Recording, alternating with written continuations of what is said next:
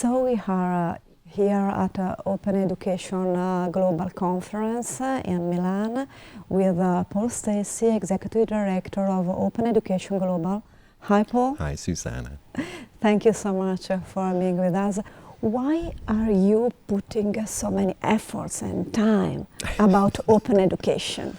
Right, so I think that we're at a stage now where open education's been developing around the world for a period of time of let's say 16, 19 years, somewhere in that range. So for quite a while, and it's starting to gain traction around the world, and it's starting to show that there's real potential for open education to increase access to education and improve learning outcomes in education, and also change the paradigm of education to be more participatory and to involve more sharing.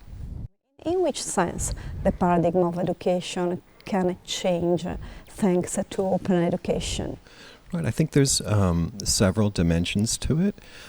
There's one dimension that has to do with teaching and learning, and the opportunity to look at creating higher quality teaching and learning materials through collaborative processes that bring together groups of faculty and teachers that share an expertise in a domain to get their collective knowledge around developing the best possible teaching and learning materials. And then I think another aspect of that is the actual pedagogy, or the means by which those materials are used for teaching and learning, can be done in new and innovative ways because the resources are open to not only the students and the teacher, but the public, and they can become public goods where teaching and learning can generate benefits not only to the student or the learner themselves, but also to the broader community. And I think those are ways that are quite exciting within the open education space, where I see a lot of new ideas starting to emerge. So these concepts of open education as a public good is something actually innovative and with a disruptive potential if we are able to support it. Yes, I think there's a growing interest in the open education world for seeing to what extent open education can support the UNESCO Sustainable Development Goals, for example. So can we give learners assignments and activities that have them producing, as an assignment or an output, works that contribute to making the world more sustainable, whether it's reducing poverty or increasing equity, improving water access, etc. All of these things can be fantastic for supporting broader goals of the public.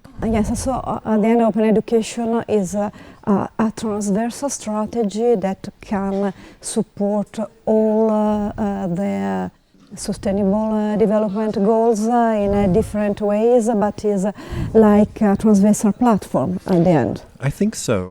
It's a slightly different idea because often in the past we've given students assignments that we might consider to be disposable, right? They do the test, they get the mark, and then they basically throw it away. And so to what extent can we engage them in activities that actually generate more useful and beneficial outputs that benefit society as a whole? That is very interesting to generate benefits for the society through the opening of educational processes, not just resources, but also pedagogies, methodologies, tools, and paradigms in a participatory direction. Absolutely, and I would say that it's not just teaching and learning, but it's also on the research side. So to what extent can the research activities of faculty result in works that are accessible to the public, who usually have paid for them through funding that's been provided for the researchers, instead of having them be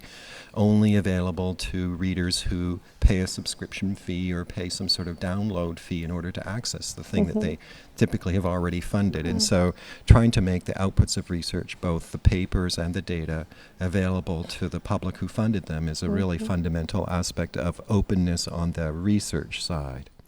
Could you please recall to us an initiative that, in your opinion, is very interesting in this direction, is an example, a point of reference?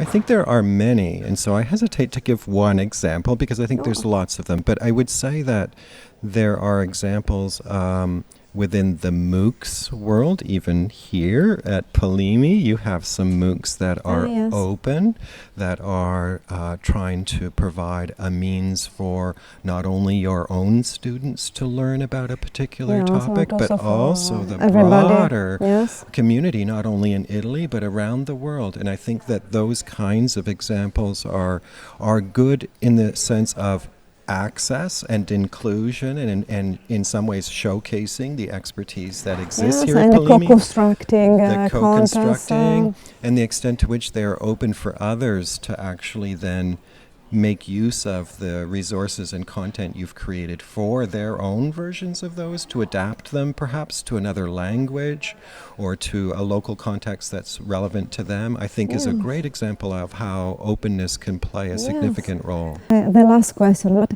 if you were the rector of a university and somebody asked you, what do you want to do first in order to promote open education in your university, Mr. Rector? Well, I keep looking for, and I'll be a bit bold here if you don't mind, but I keep looking for a university to become perhaps what I'll call more broadly the University of Open. And this would be a university that adopts openness as an underlying fundamental principle around how it's going to operate. And so it would make a commitment to using open source software across as many of its operational needs as possible.